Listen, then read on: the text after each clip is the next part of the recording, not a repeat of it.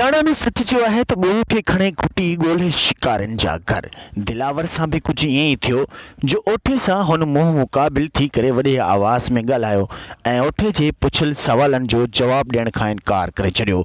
अंत इहो ई थियो जो ओठे जहिड़े शिकारी दिलावर जो शिकार करे छॾियो। ज़हर ज़िंदगी ड्रामे जी 227वीं किस्त में रईस गफ़ार ख़ान कमाल ख़ान के सभिनी ॻोठ वारनि जे साम्हूं दिलावर जे खून जो कातिल समझी उन जे मथां कहिड़ी सज़ा ॾींदो, इहो अवां 227 एपिसोड में ॾिसंदा।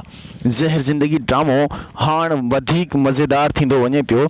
ज़हर ज़िंदगी ड्रामे में हिक तरफ़ रब्बन वीचारो पंहिंजे असल ॾोहिन खे ॻोल्हण जी तलाश में आहे त रब्बन जे भाउ राणे ऐं हुन जी ज़ाल मीरा सां कंहिं ज़ुल्म कयो।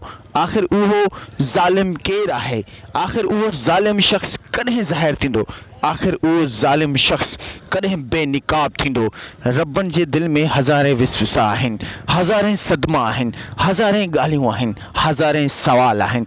उन्हनि सवालनि जो जवाब आख़िर केरु ॾींदो?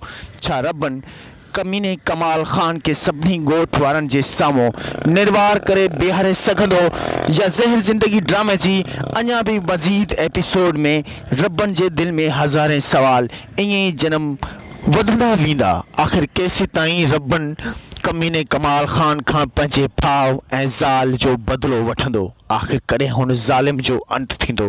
आख़िर कॾहिं कमीने कमाल ख़ान जहिड़े कातिल खे मिटीअ जे हवाले कयो वेंदो? ज़हर ज़िंदगी ड्रामे में जंहिं सूरत कमीने कमाल ख़ान रब्बन जी ज़ाल मीरा जे मथां पूरा 40 एपिसोड तशद्दुद बर्पा करे रखियो ऐं इज़त पामाल करे छॾी, ना सिर्फ़ मीरा जे मथां ज़ुल्म ऐं तशद्दुद पर हुन जी लज लुटण में भी देर कान कई।